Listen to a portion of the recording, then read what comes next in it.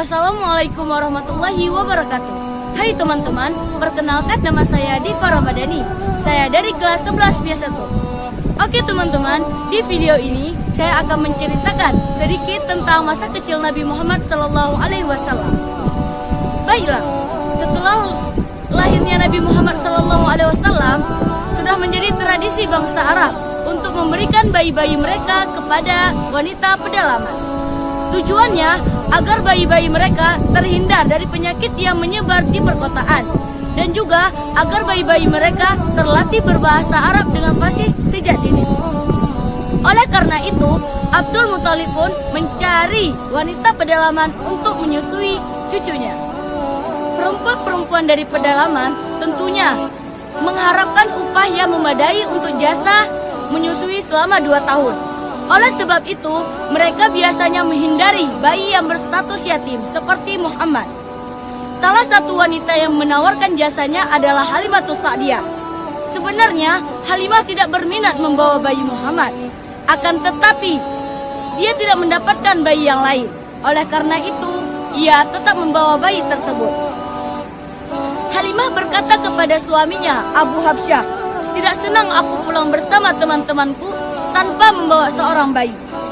Biarlah aku pergi kepada anak yatim itu dan akan kubawa juga."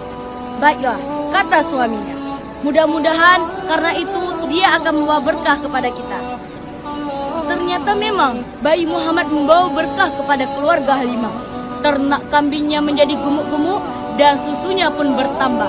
Selama 2 tahun Muhammad tinggal di Taif, disusukan oleh Halimah dan diasuh oleh putrinya yang bernama Syaimah.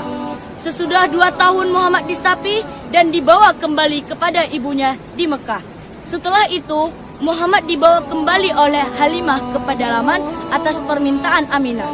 Menurut satu keterangan itu adalah permintaan Halimah, dan menurut keterangan lain agar menghindari wabah penyakit yang dikhawatirkan berkembang di Mekah. Muhammad kembali tinggal di pedalaman, menikmati udara pergunungan yang jernih dan segar.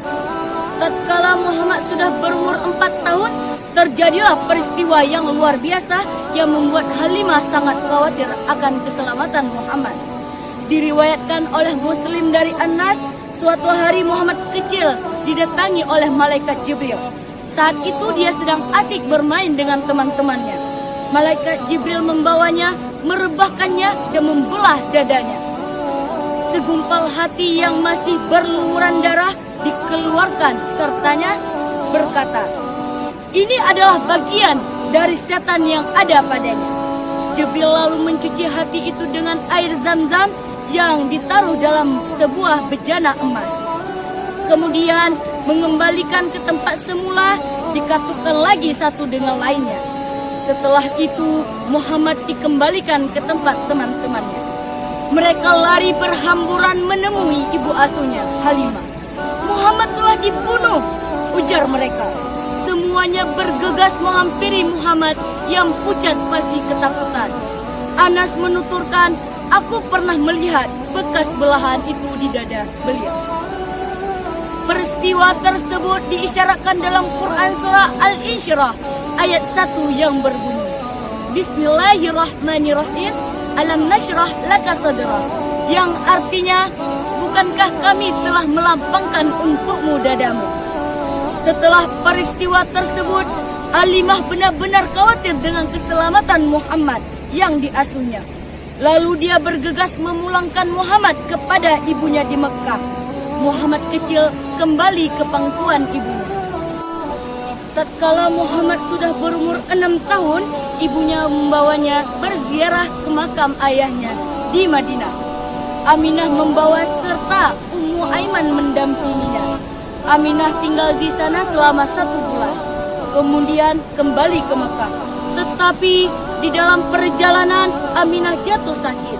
Kemudian meninggal dan dikuburkan di Abwa yang berada di antara Madinah dan Mekah. Tentu saja Muhammad kecil sangat berduka ditinggal ibu. Sekarang anak kecil itu menjadi seorang yatim piatu. Sepeninggal Aminah, Muhammad sepenuhnya diasuh oleh kakeknya, yaitu Abdul Muthalib, yang sangat menyayanginya melebihi sayangnya terhadap anak-anak.